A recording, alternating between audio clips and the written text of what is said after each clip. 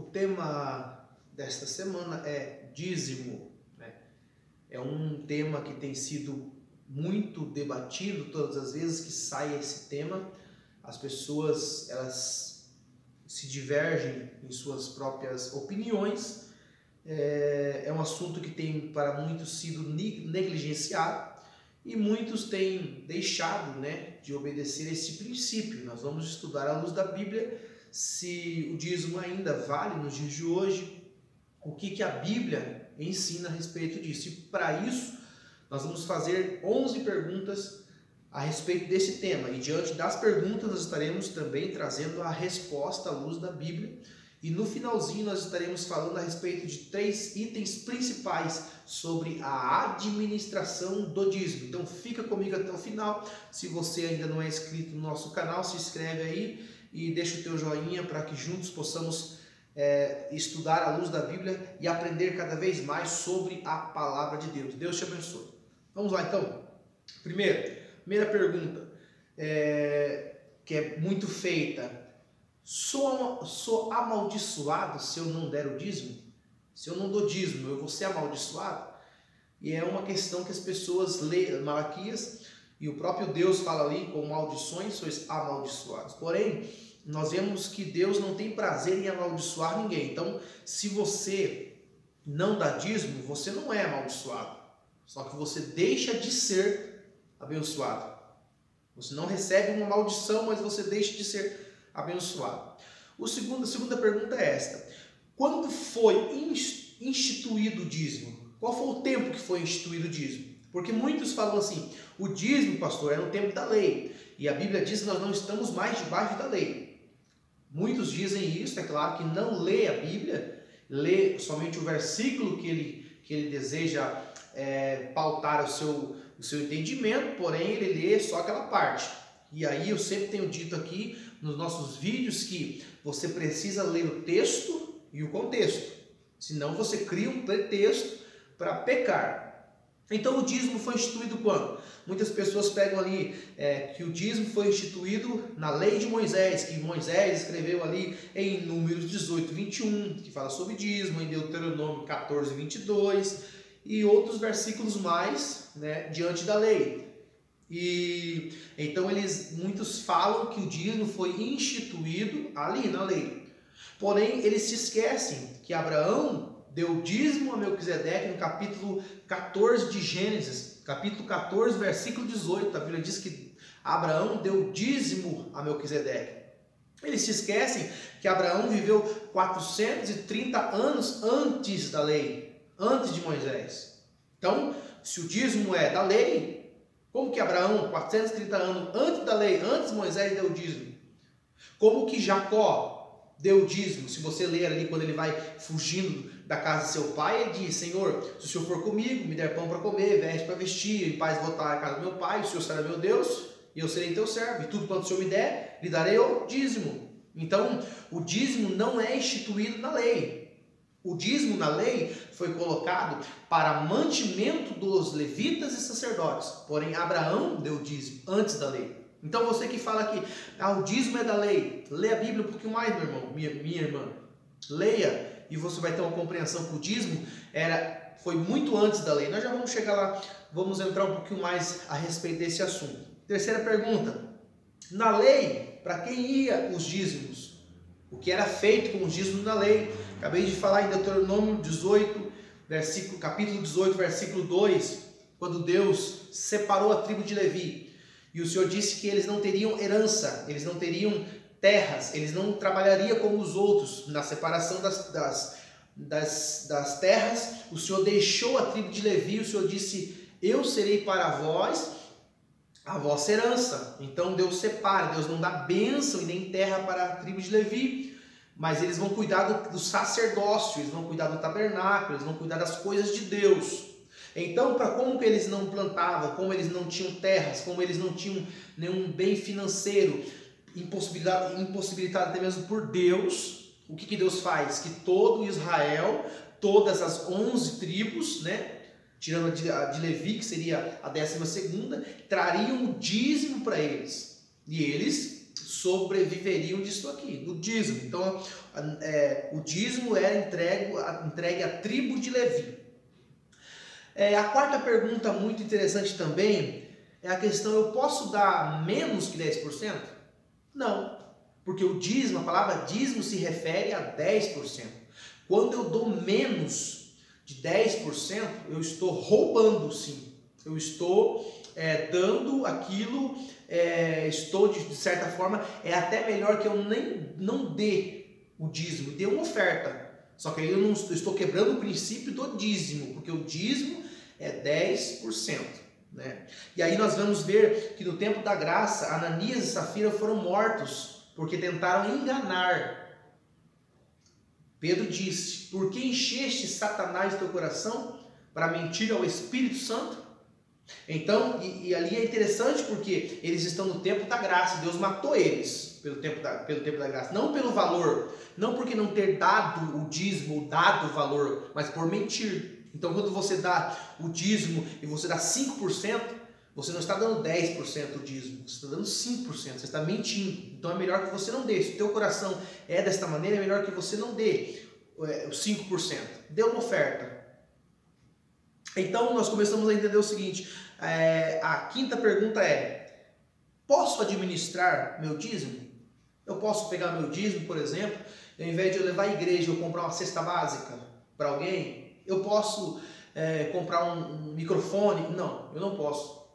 Porque capítulo 3 e versículo 10 de Malaquias diz: trazei todos os dízimos à casa do tesouro para que há mantimento em minha casa. Então não é você que administra, não sou eu que administro, é a igreja em si. E aí eu entro na questão seguinte, que muitas pessoas pensam: mas o meu dinheiro é mal administrado. Isso aí é um problema.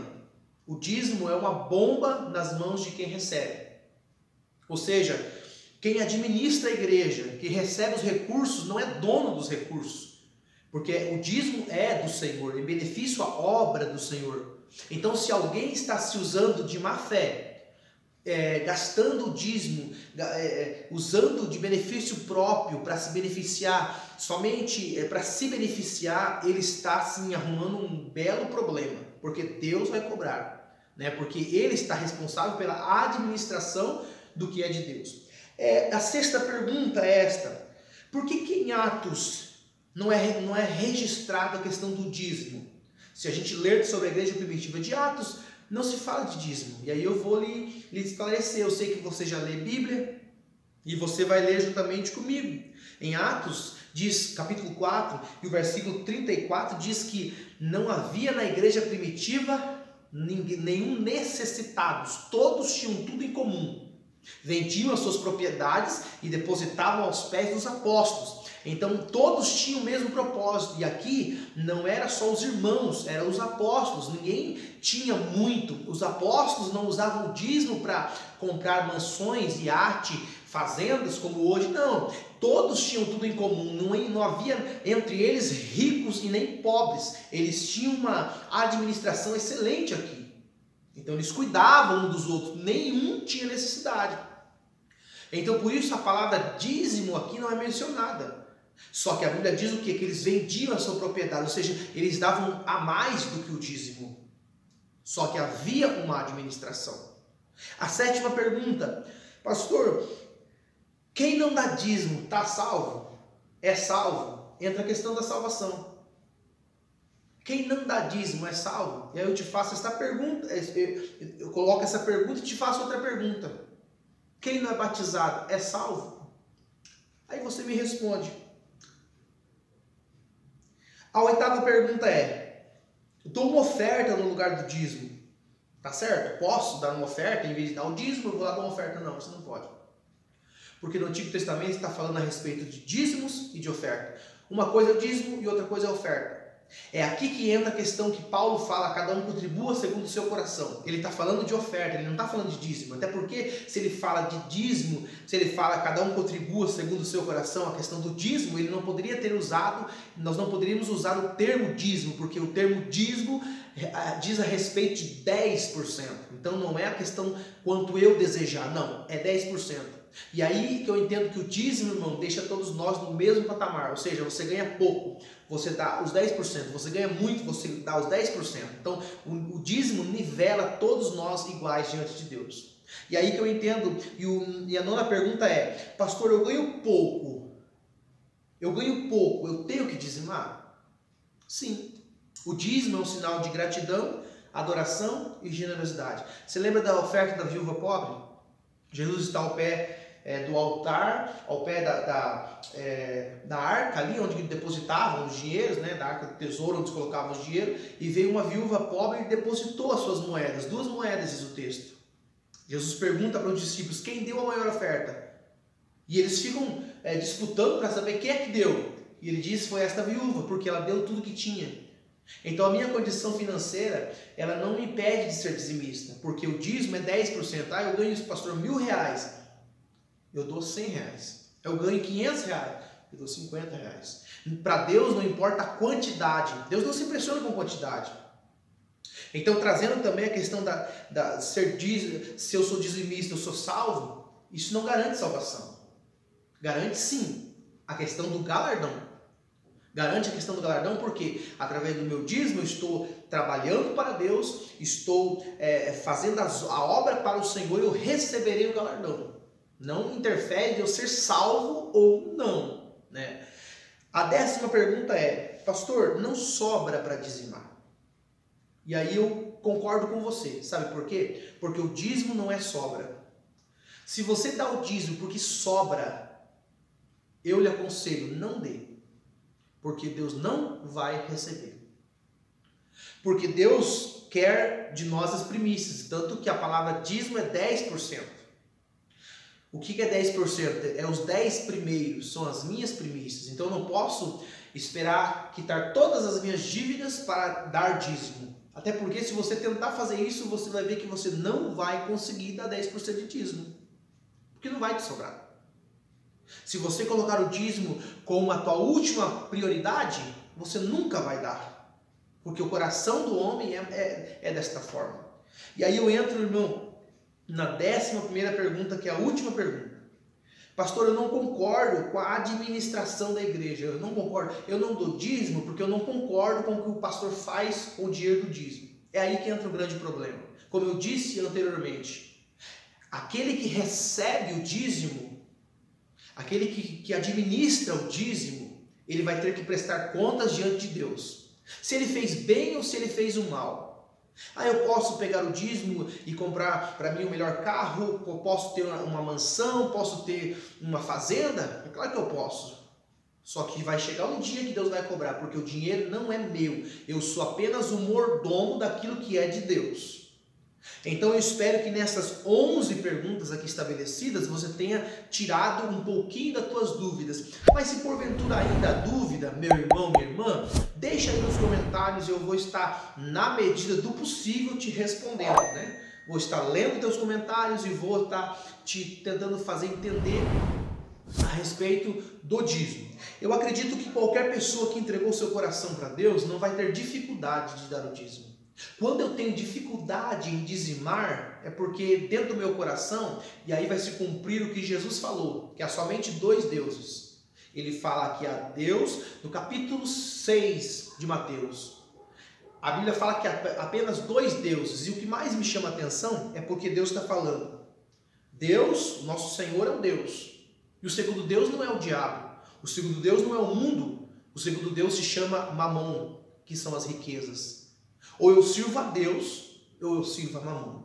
Então, quem entrega os 10%, quando você entrega os 10%, você está dizendo, no meu dinheiro quem manda sou eu.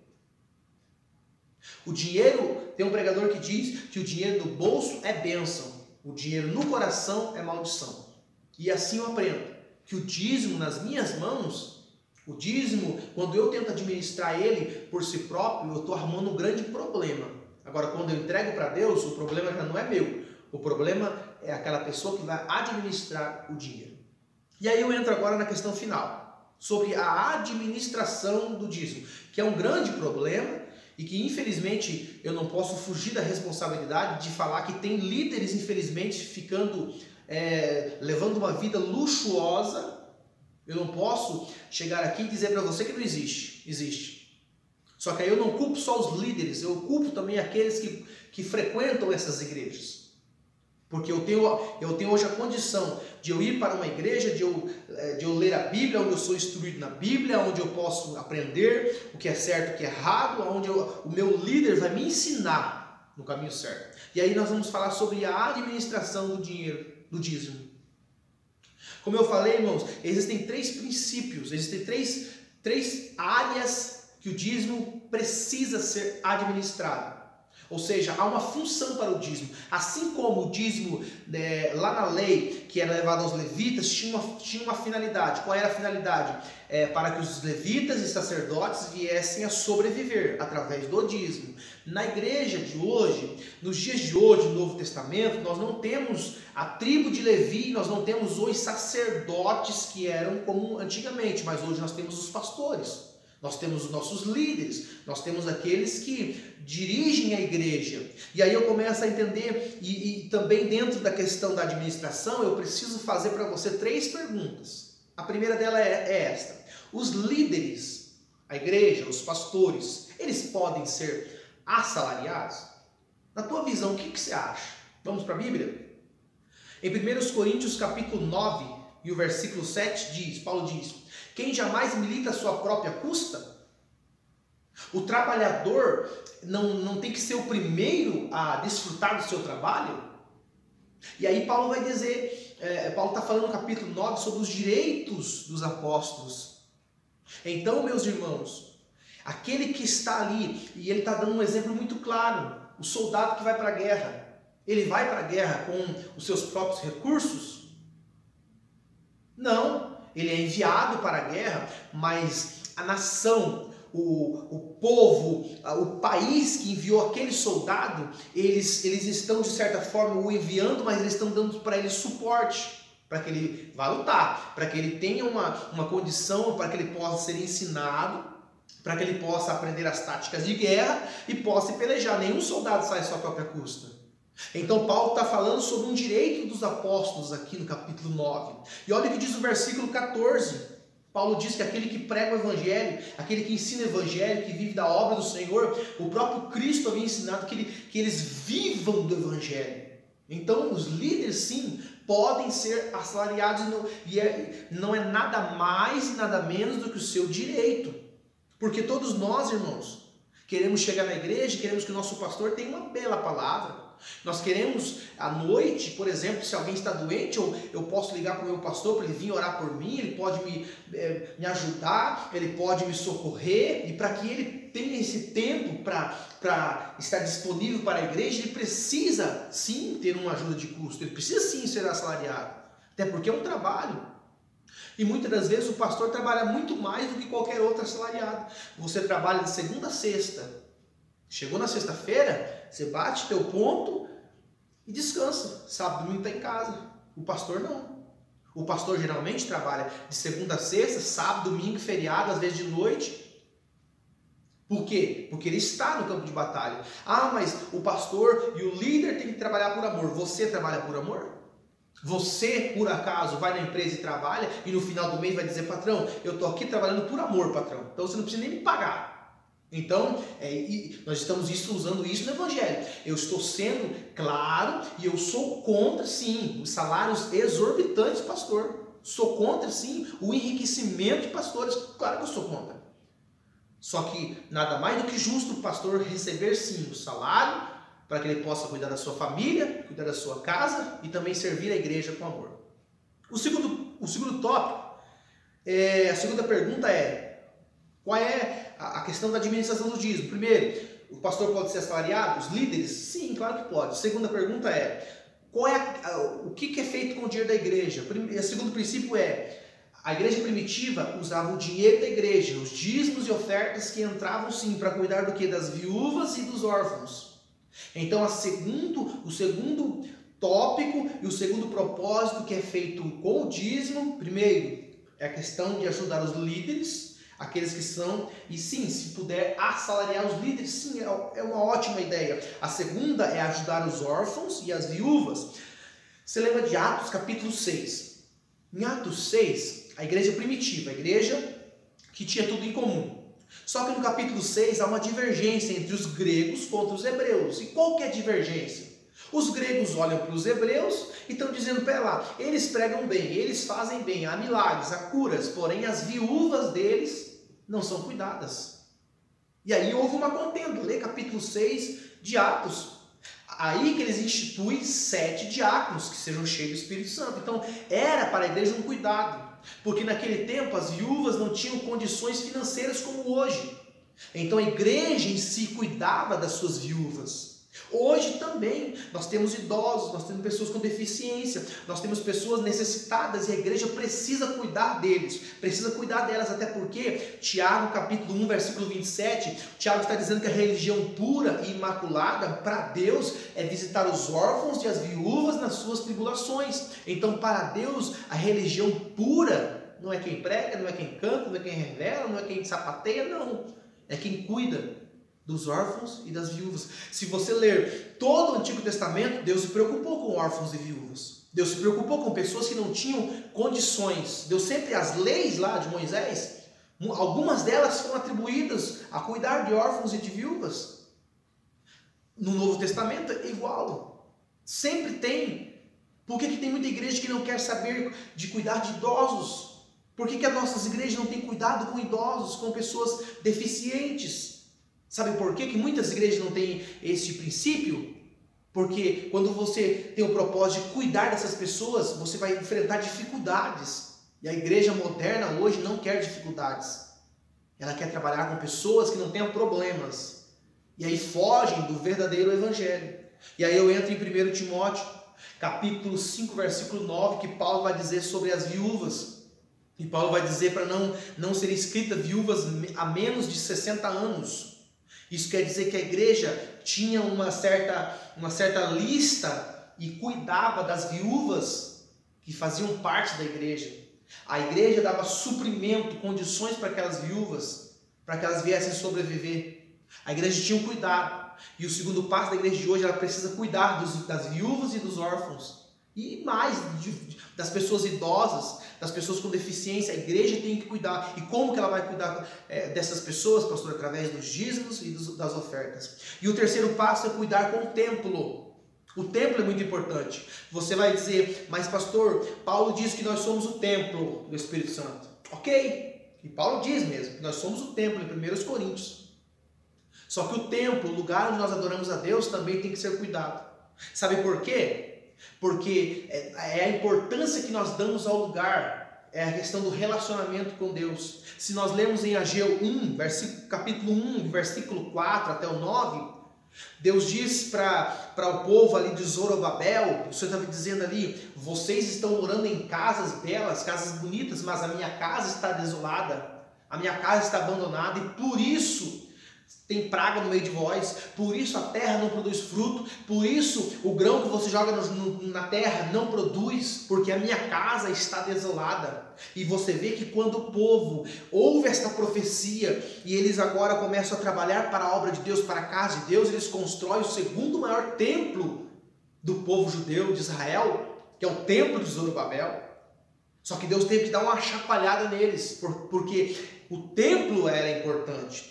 Em Mateus 21, 12, Jesus, quando entra no templo e eles estão lá, os cambistas estão comprando e vendendo boi, vaca, ovelha e pomba, ele joga lá as mesas deles e eles bate com chicote nos comerciantes. Ele está dizendo, a minha casa é chamada casa de oração, é o templo. Jesus não desfez do templo, porque o templo é o lugar que nós servimos a Deus. O templo é sinal de relacionamento, era sinal de relacionamento de Judá com o Senhor. O templo é importante, irmão. Do que adianta nós estarmos morando na melhor casa, eu preparar a minha melhor casa, eu pintar, eu fazer uma mansão. Se eu venho para a igreja está desordenada. Se eu venho para a igreja, está faltando uma pintura, a porta está caindo. Se eu venho para a igreja e o templo está caindo aos pedaços, o templo é importante e precisa ser cuidado. Eu preciso, e você sabe como é importante nós chegarmos num lugar, está bem limpinho, bem arrumado, você ir ao banheiro e o banheiro está limpo, está cheiroso, perfumado, quanto isso é bom. Só que para que esteja assim eu preciso contribuir, Eu preciso entregar a Deus o que é de Deus, porque o dízimo sim contribui sim para a manutenção do templo. Nós chegamos no lugar para cultuar a Deus, nada melhor, você chega num culto, está muito quente, você chega no culto, imagine como que você vai adorar a Deus, está um calor que você não aguenta. Se a igreja não investir em ventilador, em ar-condicionado, a igreja não investir em água, como que isso vai? A pessoa vem uma primeira vez na igreja e ela não volta mais. Porque nós precisamos cuidar do templo e o dinheiro, a administração da igreja precisa cuidar do templo. Porque é a casa de Deus. Não que Deus está preso aqui dentro, mas as pessoas vão vir conhecer Deus aqui dentro. Então, meu irmão, a administração ela é especial. E o dízimo no Novo Testamento, ele simboliza 3 coisas. Primeiro, adoração a Deus. Eu adoro a Deus com o meu dízimo. Segundo, gratidão. Eu sou grato a Deus por tudo que Ele me deu. E terceiro ponto, se chama generosidade. Quando eu sou abençoado, eu sei abençoar.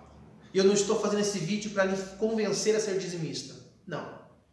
Mas eu estou lhe ensinando que o dízimo, ele é do Senhor. E quando eu faço, quando eu dou o que é de Deus, eu estou não só dando 10%, mas eu estou abençoando os 90% que Ele está me dando. E eu sei que Ele vai me prosperar. Não porque eu estou fazendo barganha, porque o dízimo não é barganha. O dízimo é sinal de gratidão.